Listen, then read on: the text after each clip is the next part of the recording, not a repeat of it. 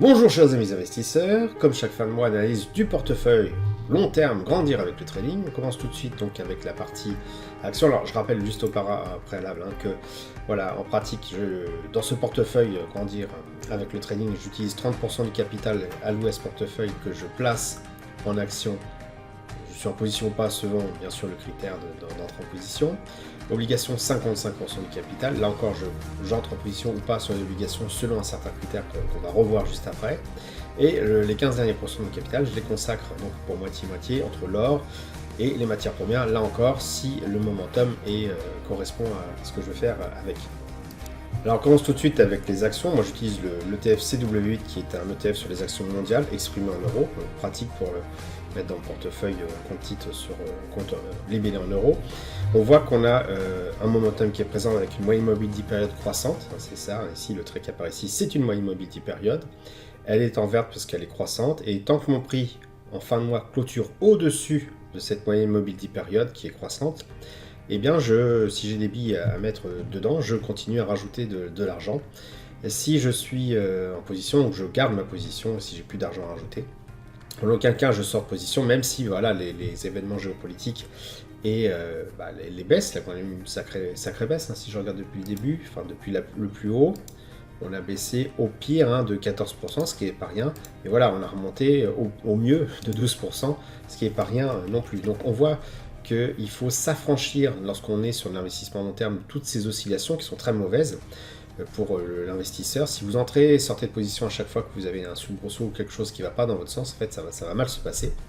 Et donc là, dans la mesure où voilà, on a les conditions qui sont une moyenne mobile d'hypériode croissante, un prix qui clôture au-dessus, eh bien on reste en position et éventuellement, s'il y en a encore des billes à rajouter dessus pour atteindre les fameux 30% que je vous ai indiqué dans la répartition de mon capital, eh bien on peut encore rajouter au pot, même si c'est vrai que c'est un petit peu fébrile en ce moment. On applique la stratégie et on se prend pas plus la tête. Concernant les obligations, donc vous avez deux types d'obligations, les obligations court terme et moyen terme et long terme. Donc sur celle-ci, sur le MTH, donc qui sont plutôt des obligations long terme, bon bah là c'est pas compliqué, vous avez une moyenne mobile décroissante, elle apparaît en rouge sur le graphique. Le prix qui clôture très légèrement en dessous de cette moyenne mobile, on est carrément aux fraises. Hein. Donc bah là, si vous n'étiez pas déjà sorti, bon en gros c'est un peu tard, mais il ne faut pas entrer en position là-dessus. De toute façon, on reste cash par rapport à cet actif. Regardez, on est sorti de position pratiquement voilà, depuis le mois de mars l'année dernière, plus d'un an. Et depuis, on n'est pas rentré. Certes, le prix est revenu au-dessus des moyennes mobiles 10 périodes, mais elles sont toujours décroissantes, donc on n'a pas le signal de retour en position. Et on a bien fait, puisque effectivement, au pire, entre le plus haut et le plus bas, on s'est ramassé de 30%, ce qui est considérable. Donc les obligations, pour l'instant, on oublie, en tout cas le long terme. Pour les obligations court terme, j'utilise cet ETF-là, pareil, il n'y a même pas à chercher, il n'y a pas à épiloguer, on oublie. Pour le Gold, alors le Gold, celui-ci, c'est un ETF exprimé en euros, hein, le GBS, Gold Bullion Sec Security. Bon, bah là c'est clair, vous avez une moyenne mobile 10 périodes qui est croissante, le prix qui clôture au-dessus, bon, bah, vous restez en position si vous êtes déjà servi par rapport à votre répartition de capital. Sinon, bah, vous pouvez toujours continuer à rajouter au pot. Il y a eu effectivement des mèches assez conséquentes, hein, puisque entre le plus haut et la clôture, on a reperdu 7%. Entre l'ouverture du mois dernier et ce mois-ci, on a regagné pratiquement 7%. Donc voilà, c'est assez volatile, ça bouge pas mal. On voit ici avec ces oscillations assez costauds, ces mèches costauds en weekly. Mais ça, je dirais, c'est pour les traders. Nous, on est un investisseur, on se prend pas plus la tête que ça. Moyenne mobile 10 périodes croissante.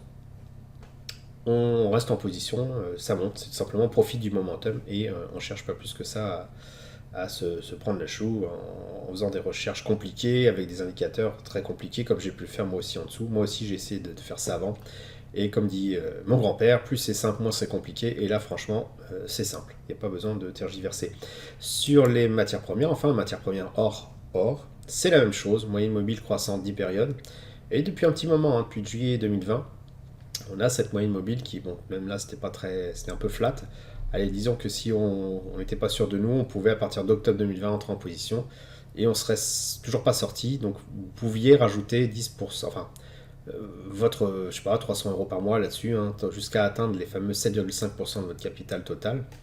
Ici, on aurait pu se dire, voilà, on a une frayeur, on va revendre, et en fait non, parce que la moyenne mobile est toujours croissante, et même si le prix clôture potentiellement en dessous d'une moyenne mobile croissante, eh bien certes, on en prend en position, mais on ne revend pas tout. Il faut vraiment que la moyenne mobile s'inverse, devienne rouge, et que le prix clôture en dessous, pour que on crie au secours et qu'on se sauve. Là, ça monte, donc on continue de rajouter une pièce dans le jukebox. Certains esprits chagrins vont dire voilà, ici on a un doji, donc ça va certainement redescendre. C'est vrai, mais pour l'instant, vous appliquez la stratégie, vous ne prenez pas la tête. Stratégie Koala dit c'est croissant, moyenne mobile, ça clôture au-dessus, j'achète, ou je reste en position. C'est croissant et au niveau de la moyenne mobile, je clôture en dessous, je n'achète pas, mais je ne vends pas non plus, je ne fais rien. Et je ne me mets à revendre que lorsque la moyenne mobile 10 périodes devient rouge et que le prix clôture en dessous. Voilà, c'est pas plus compliqué que ça. Et avec cette technique-là et la répartition que je vous ai indiquée, malgré le contexte actuel qui est assez anxiogène, on arrive quand même à faire à peu près du 1% par mois sur le capital total, ce qui est tout à fait acceptable, surtout quand on regarde voilà, ce que propose le livret A et autres livrets réglementaires qui ne rattrapent même pas l'inflation. Voilà, j'espère que vous avez apprécié cette vidéo. Si c'est le cas, merci de laisser un pouce pour m'encourager à continuer. Abonnez-vous à la chaîne YouTube pour ne rater aucune nouvelle publication. Je vous dis merci et à bientôt sur le blog.